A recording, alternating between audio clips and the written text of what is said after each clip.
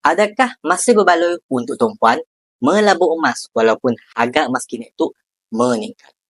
Kulba 1 kilogram dalam tangan kami seperti itu berharga RM130,000 pada tahun 2010. 10 tahun lepasnya, pada tahun 2020, harganya naik kepada RM270,000 dan hari itu harganya sekitar RM400,000.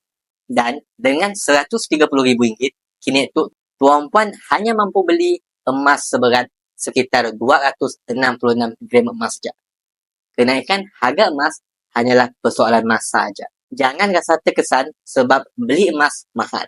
Sebab hakikatnya emas tu tiada satu zaman pun yang kita anggap harganya murah.